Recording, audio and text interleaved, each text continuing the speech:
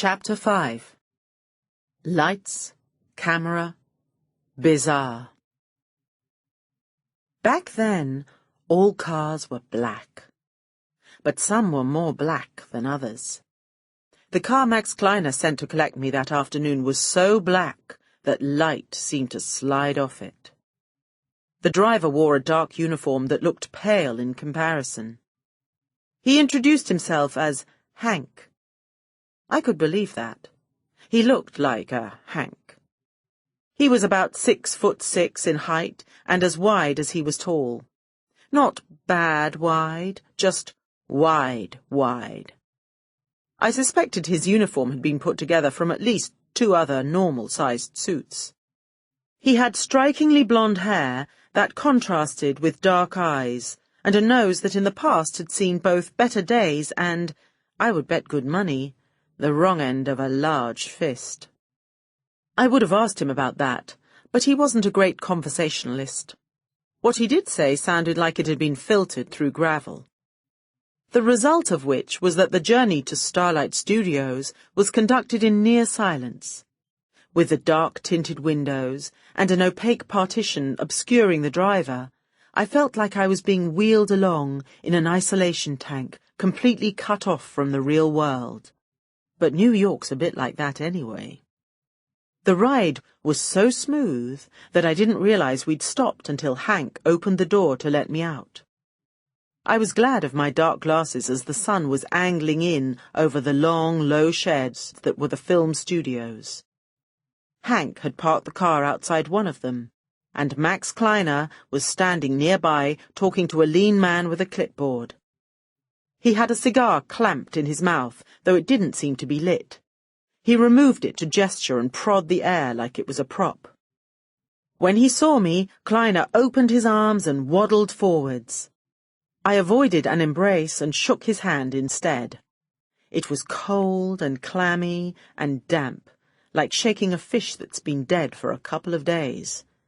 If you know what that feels like. "Melody, melody, melody!" Kleiner enthused. He stepped back to look me up and down. I'm used to being looked up and down, but it was still a bit disconcerting. Like meeting your own undertaker for the first time. "Max, Max, Max!" I reciprocated. "How kind of you to invite me to your quaint little place." His mouth smiled to show he took it as a joke.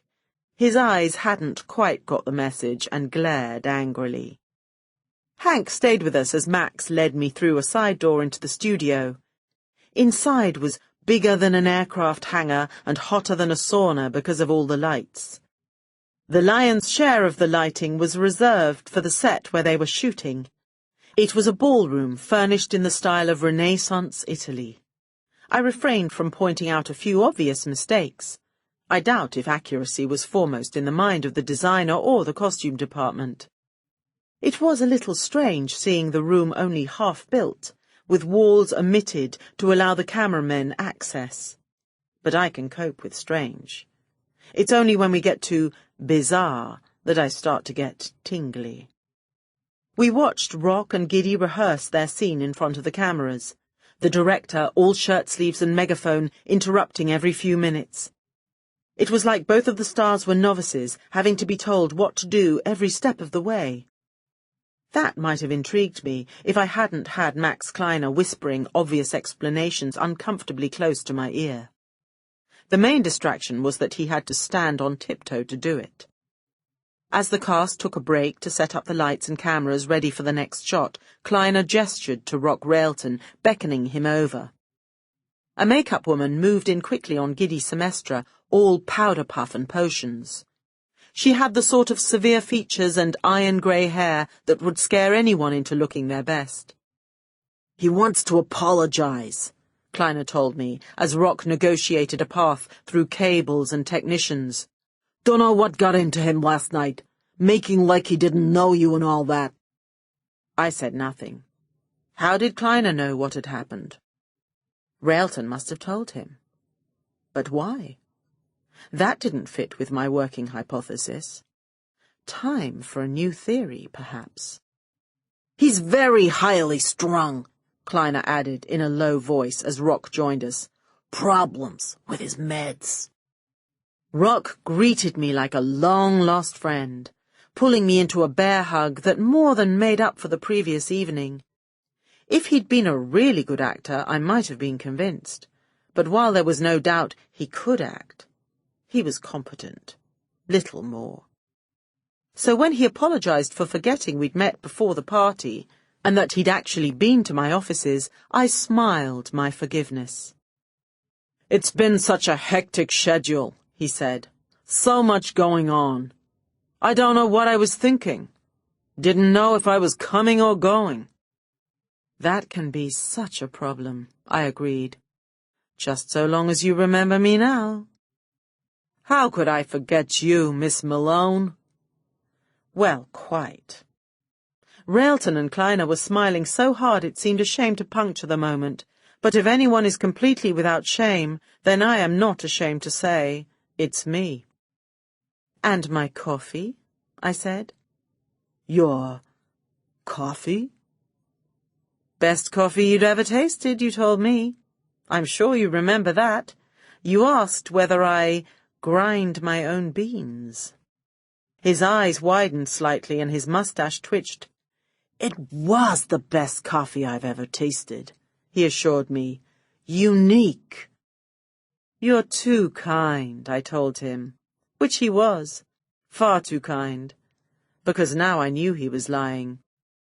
Okay, so maybe it was a failing on my part, but I didn't even offer him coffee.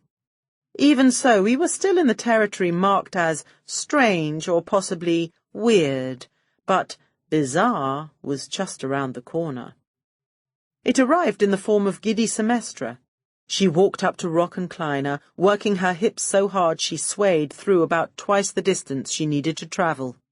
She put her hand on Rock's shoulder, leaning slightly towards me. Somehow she seemed rather less confident and more dizzy than she had the night before. Still, at least I could be sure she would remember me. "So, Rocky," she breathed, nodding at me, "who's your glamorous lady friend?" It was like she'd never met me before, and not just because she used the term lady. I needed some time to think about this, and maybe come up with another theory that could later prove to be completely wrong. So I accepted Kleiner's offer of a tour of the rest of the studio complex. My brain was working so hard that I barely took in the details. Kleiner's voice was an ungent drone. One vast studio looked much like another, even with sets being built or dismantled. I confess I paid more attention when we got to the costume department. I passed a pleasant few minutes examining Giddy Semestra's cast-offs, which hung in a wardrobe running the length of the back wall. "I guess you're about the same height," Kleiner said, wiping his forehead with a sweat-stained handkerchief. "I guess we are." It wasn't something I'd considered. "About the same size, too. So what you weigh?" He made a guess that was slightly on the generous side. Whether that was generous to me or to the weight, I'll leave to your imagination. But I told Kleiner, I never discuss my weight before the third cocktail. "Maybe I can do something about that," he smarmed. Maybe not, I thought. I was beginning to get concerned at the lack of clues in this case. Possibly a lack of client, too, as Rock Railton evidently had no real recollection of hiring me, or presumably agreeing my fee. Perhaps my impatience was showing, because Kleiner assured me there was just one more stop on the tour, just one more thing he wanted me to see. "It'll blow you away," he promised. Well, we live in hope. Hank was waiting outside the costume store. For some reason he'd ditched the dark, but not that dark, suit in favor of light tan trousers and a blazer. He cracked his knuckles alarmingly as we emerged, and he became our shadow as Kleiner led the way down an alley that ran alongside the building. Our destination was a nondescript block, away from the main complex.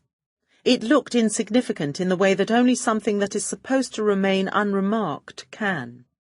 The bolts and locks on the door were shiny from frequent use, but there was no sign of another living soul. Inside was dark. Kleiner fumbled for a light switch while Hank pulled the door shut behind us.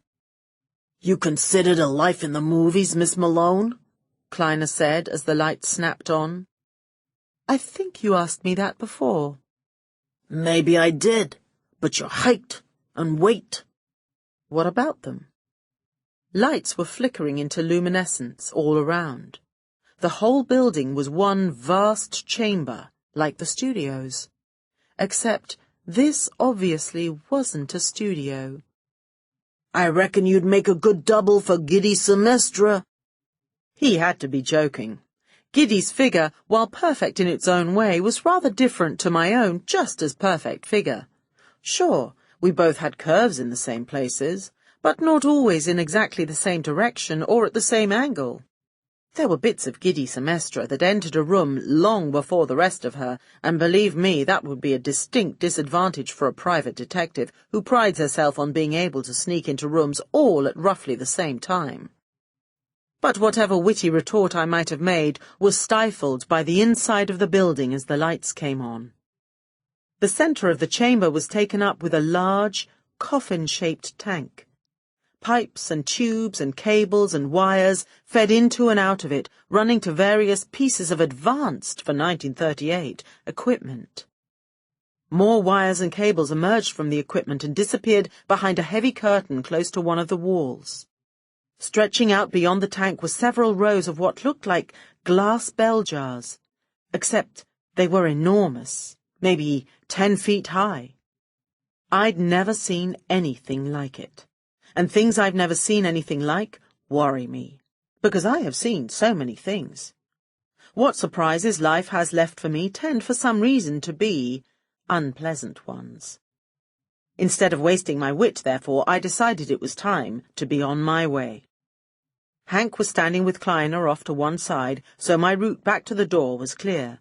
Never one to miss an opportunity or inspect the teeth of a horse someone's donated, I made my way rapidly to the door and flung it open, only to find Hank standing on the other side. He cracked his knuckles and smiled.